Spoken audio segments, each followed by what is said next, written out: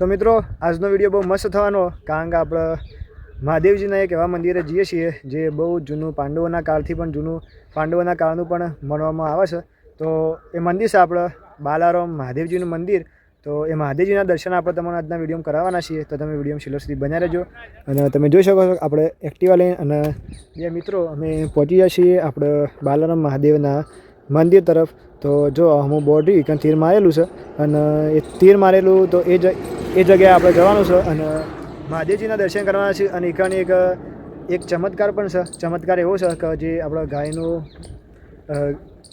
ગાયનું મુખ કહેવાય, એમાંથી જે પોણી આવે છે ને એ ઉનાળો હોય, શિયાળો, ચોમાસું હોય, એ આવી જ જાય અને ચોથી આવે ચોથીમાં હતું. હા, 12 માસ ચાલુ હોય. અને ઘણા સાયન્ટિસ્ટોએ બધું શોધખોળ કરી પણ હજી સુધી એમને પણ એટલું શોધી નહીં શક્યું કે ભાઈ ચોથી આટલું પાણી આવે છે અને ચો જાય છે, એ બધું કોઈ શોધી નહીં હજુ.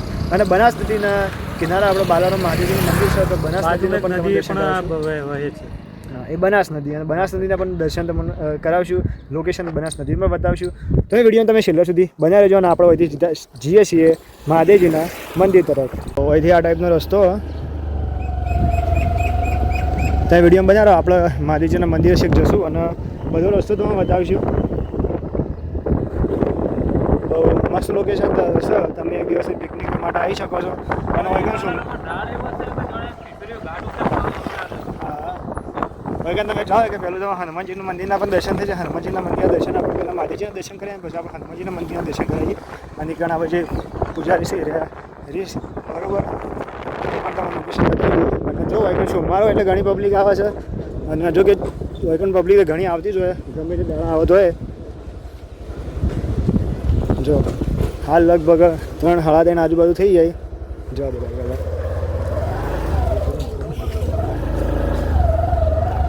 તો આપણો એક એક્ટિવા મૂકી દીધી છે અને હમણાં આપણે જઈએ છીએ મહાદેવજીના દર્શન કરવા માટે. તો તમને આપણે મહાદેવના દર્શન કરાવીએ. તમે જુઓ એકણ બધી દુકાનો બધું લગાવેલું છે, એટલે અત્યારે પબ્લિક પણ ઘણી બધી આવે છે એકણ દર્શન કરવા માટે. તમે પણ એક દિવસ આવી અને મહાદેવજીના દર્શન કરી શકો છો. હમું દેખાય એ છે મહાદેવજીનું મંદિર, અને આ બાજુ દેખાય છે આપણને એ બનાસ નદી.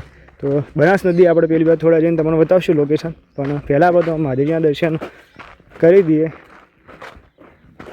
તો જો આ બહુ જૂનું મંદિર છે, પાંડવોના કાળનું માનવામાં આવે છે.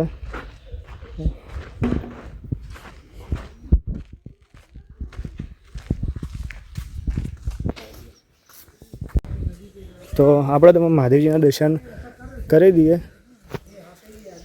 જો અરે લોકેશન બહુ મસ્ત થવાનું અંદરથી.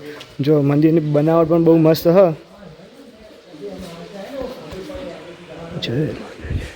જો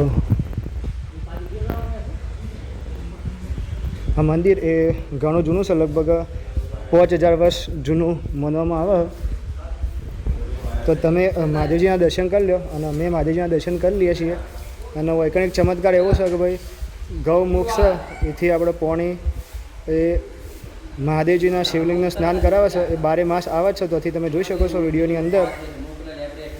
તો આ પણ એક એવો ચમત્કાર ભાઈ ઉનાળો, શિયાળો, ચોમાસું હોય તો પણ એ આપણે પોણરીએ બંધ થતું નહીં. એટલે એ પણ આપણે મહાદેવજીનો એક ચમત્કાર પણ કહી શકાય. અને આ બાજુ જો હારી આપણે બનાસ નદી, એમાં જો કે હાલ પોણી ઘણું ભરેલું છે. જો આ જે અંદર મહાદેવના શિવલિંગ પરથી જે પાણી આવે ને એ રહ્યું વૈકણ આવે. જો આરી બનાસ નદી અને એમાં પાણી ભરેલું હોય. જો આરી લોકેશન પર બહુ મસ્ત. આમ શેક સુધી જવો તો એકામ બધા પાણી તમને દેખા નદીમાં. જો બહુ મસ્ત લોકેશન સારી હોય કે તમે એક વખત આવી અને એકામ મુલાકાત પણ લઈ શકો છો. આપણે હોમની સાઈડ જઈએ અને એ બાજુ જઈને પણ તમને લોકેશન બતાવીએ છીએ. જો આ બાજુ આપણે આવો એટલે આ ટાઈપનું લોકેશન છે. અને જો એકદમ બેહવા માટે સીટ ને બધું મારેલું.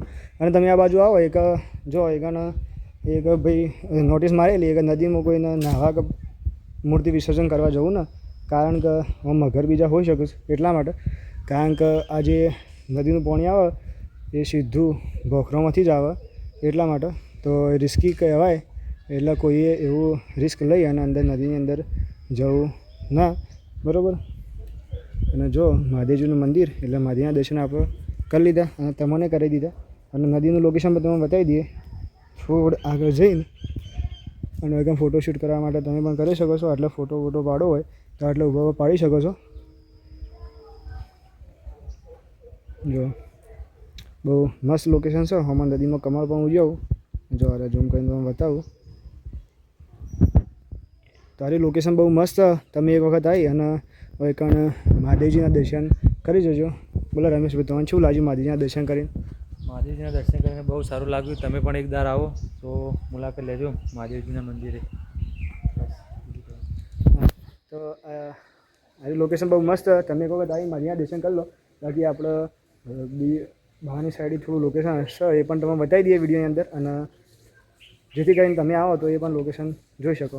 તો આપણે તમે મહાદેવજીના દર્શન કરાયા એના પછી એકન જો કે પાછળ સીડીઓ જેવું હોય તો એકનથી પણ તમને થોડું બતાવી દઈએ લોકેશન. બરાબર, મંદિરનો નજારો પાછળ તો બતાવીએ તો અહીંથી કંઈક આ ટાઈપનું દેખાય જો. અને મંદિરની જે બનાવટ છે ને એના પર તમે અંદાજો લગાવી શકો કે મંદિર કેટલા વર્ષ જૂનું છે. જો પાછળ એકણ સિંહથી પણ એક આકૃતિ બનાવેલી છે. જો આ બહુ જ જૂનું મંદિર છે. લગભગ 5000 વર્ષ જૂનું મંદિર આજે માનવામાં આવે છે. અને જો પાછળથી કંઈક આ ટાઈપનું લોકેશન દેખાય તો કોઈ કણાય ને થોડા બેહવું તમે એકદમ બેસી શકો છો.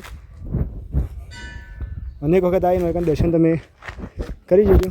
બાકી તમે વિડીયો ગમે તો વિડીયો લાઈક કરી દેજો. ચેનલ પર નવા તો ચેનલ સબસ્ક્રાઈબ કરી લેજો, જેથી કરીને ભૂલતા નહીં.